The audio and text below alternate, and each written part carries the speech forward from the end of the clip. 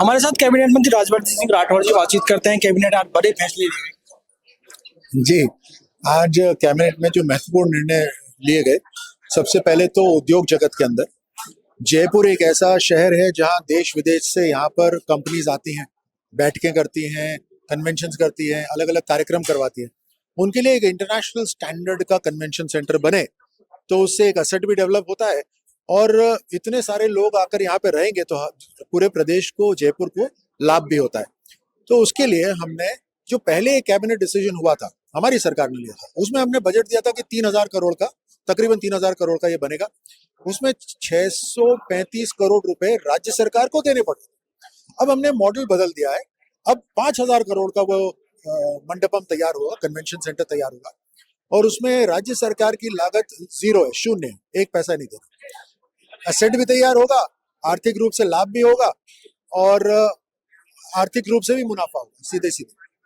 दूसरा निर्णय हमने ये लिया कि ज्यादातर राजस्थान के अंदर जो इंडस्ट्रियल पार्क्स है वो सरकार द्वारा बनाए गए, सरकार द्वारा डेवलप करे गए।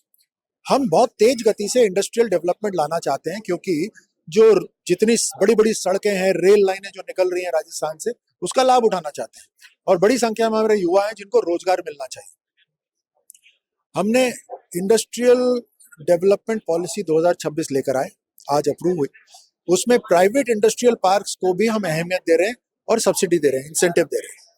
तो एक तरह से मुकाबला बढ़ेगा, दूर दराज इलाकों के अंदर भी ये पार्क्स आएंगे और खास तौर से हम इंसेंटिव वहां देंगे जहां दूर दराज इलाके के अंदर, जहां उद्योग कम है, वहां पर अगर कोई इंडस्ट्रियल पार्क लगाएगा तो उसके ज्यादा। मॉडल की बात करें, 4 मॉडल की आप बात कर रहे थे कि पीपी मॉडल में इस तरह से आप देख रहे हैं। जी, 4 मॉडल हैं उसके अंदर।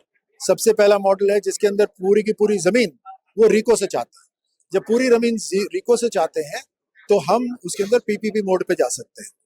दूसरा है जहां पूरी जमीन उनके पास खुद की है तो फिर हम उनको अलग तरह से इंसेंटिव देंगे। एक है जहां उन्होंने 80% जमीन हासिल कर ली है, 20% उनको जमीन और चाहिए, तो वहां पर भी हम उनको इंसेंटिव देंगे। 2 संतानों का एक बड़ा फैसला कैबिनेट में लिया गया। देखिए, समझने की बात है इसमें कि राजस्थान में 10 वर्ष पहले एक निर्णय लिया गया कि पंचायती राज के जो चुनाव होंगे उसमें जिनके 2 बच्चों से ज्यादा है उनको चुनाव नहीं लड़ने दिया जाएगा।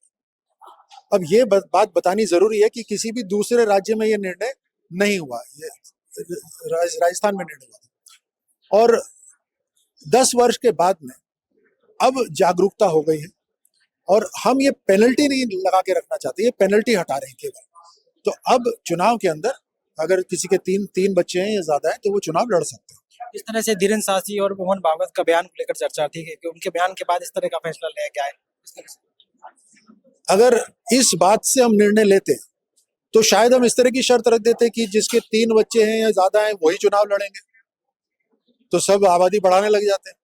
बट हमने इंसेंटिव नहीं दिया, हमने जिसके ऊपर पेनल्टी लगी है उसके ऊपर जो उस समय सही था वो हटाया। सरकार चुनाव के लिए तैयार है। अगर चुनाव वो सरकार नहीं, वो तो पार्टियां होती हैं, पार्टियां तो हमेशा ही तैयार रहती हैं, बाकी इलेक्शन कमीशन का निर्णय होगा।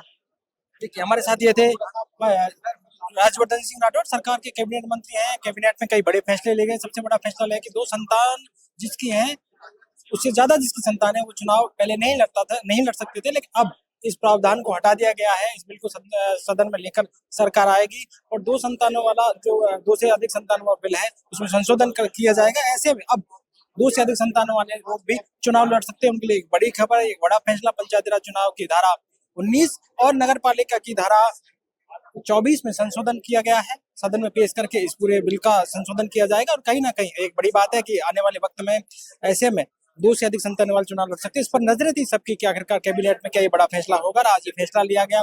इस फैसले में कई और बड़े फैसले लिए गए, उद्योग को लेकर भी बड़े फैसले लिए गए।